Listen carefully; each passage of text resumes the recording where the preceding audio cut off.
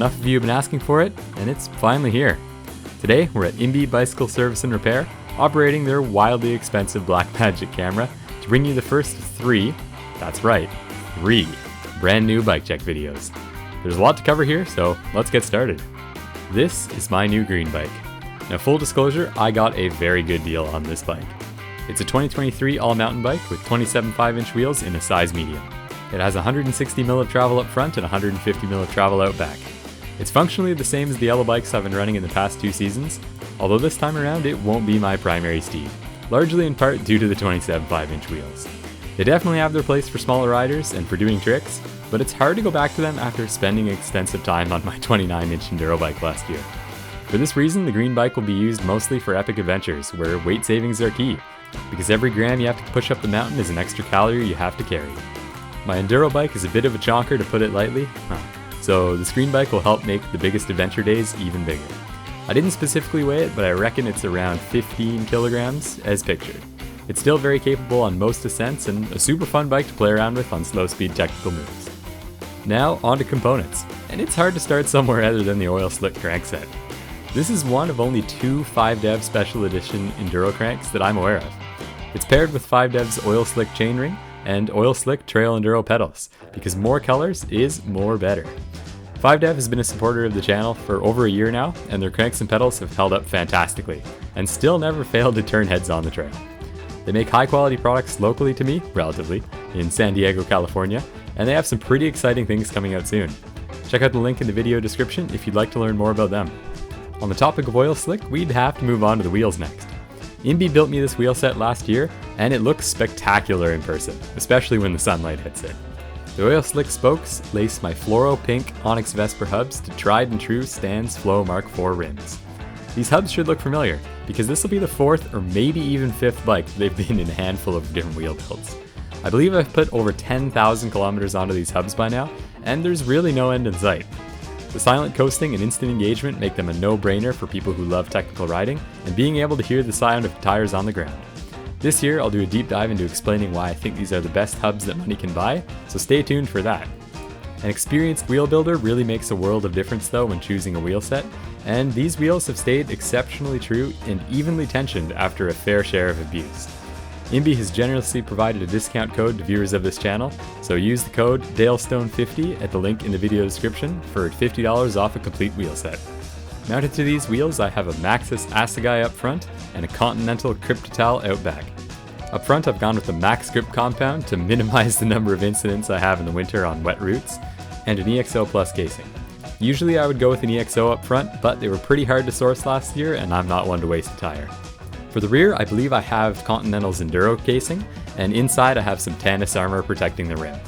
So far, other than having a great name, the 𝙬𝙯𝙯 seems to be quite a competent rear tire. More on that as we go through the season. Next up, we're going to move to what I feel is the most important safety component on the bike, and that is my 9.8 fall line dropper at 200 millimeters in length. 9.8 has been a supporter of the channel for many years now, and their posts have held up fantastically to the abuse that I put them through. Actuating the dropper, I have their Digit 2.0 remote, and I feel this is the best dropper remote money can buy. So do yourself a favor and do some reading about it at the link in the description. On the topic of things that move, we should talk about suspension. I've chosen to run the stock setup here, which is a RockShox Lyric Ultimate fork up front and a RockShox Super Deluxe Ultimate, wow that's a tongue twister, DH shock in the rear. Over the past few years I've been running a Fox setup on this bike, but I figured it was time to just try something new. There wasn't anything wrong with either of them, and honestly, it's personal preference. What I am excited to do in the future though is try out suspension from smaller manufacturers that aren't the big two. So if you have any in mind, please let me know in the comment section below. Now moving on to brakes, I've chosen to stick with the Shimano XTR 4-piston brakes. These are another component that I've moved from bike to bike to bike, and for the most part they've been pretty reliable. Although, in between filming this video and uploading it, the rear brake lever did fail, so I'd also be excited to try some third-party brakes and just see what's out there. It's quite hard to beat the value proposition of SLX or even MT520s these days, so we'll see what happens.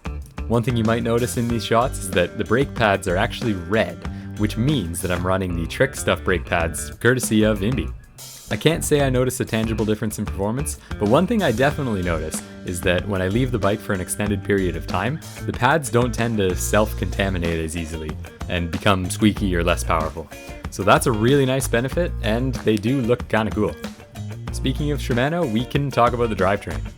I'm in the other room right now. I don't know what I'm running on this bike. I know it's a Shimano 12-speed setup, but the two important things in my mind are it's running an XTR chain, because if you are able to wear one out over the course of your riding life on this bike, it is the best value. And I'm also running an XTR shifter.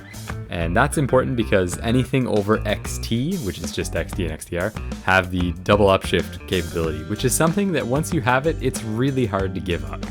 I believe otherwise I'm running an SLX cassette and an XT derailleur after having reviewed the footage.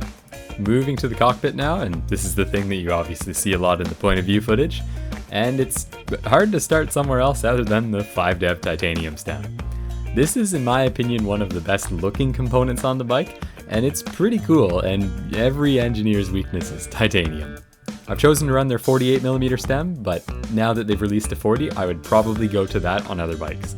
I chose the raw because that was what was available at the time, but right now they have a lot of pretty cool color options, including teal and purple. A pretty cool way to add a personal touch to something you have to look at every time you ride.